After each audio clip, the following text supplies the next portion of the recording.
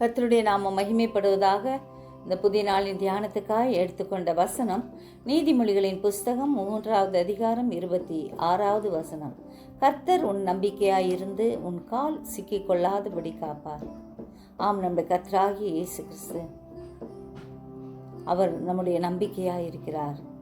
அவர் மேல் கொண்டுள்ள நம்பிக்கையிலே உறுதியாயிருப்போம். சிறுமைப்பட்டவர்களுடைய நம்பிக்கை ஒருபோதும் கெட்டு போவதில்லை. கர்த்தர் நல்லவர் என்பதை ருசித்து பாருங்கள்.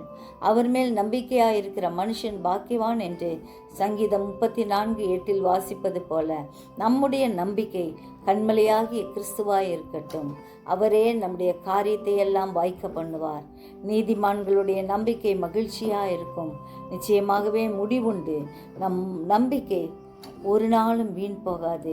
தேவ அன்பு நம்முடைய இருதயங்களில் ஊற்றப்பட்டிருக்கிறபடியால் அந்த நம்பிக்கை நம்மை வெட்கப்படுத்தாது. எனவே எப்பொழுதும் ஆண்டவரை பற்றி கொள்வோம், அவருக்காக வாழ்வோம்.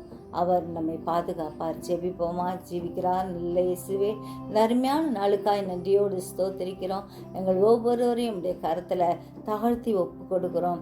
ஒவ்வொருவரையும் ஆசீர்வதிப்பீராக. உம்முடைய ஆண்டவரே, அப்பா ஆண்டவரே, நன்மையினால் நாங்கள் திருப்தியாக கிருபை தரும்படியாய் கெஞ்சுகிறோம் ஐயா. ஆண்டவரே, நீர் எங்களை பாதுகாக்கிற தேவன்.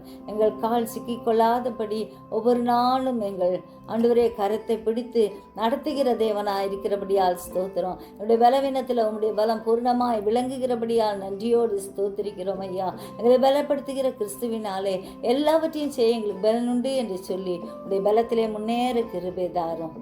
சிறியோர் முதல் பெரியோர் வரை ஒவ்வொருவரையும் ஆசீர்வதிங்க. தூரத்திலும் சமீபத்திலும் இருக்கும் உடைய பிள்ளைகளை பாதுகாத்துக்குங்க. உலக நாடுகளின் சமாதானத்தை காண கிருபை செய்யும். இயேசுவின் மூலம் ஜெபங்கேளும் பிதாவே, ஆமென்.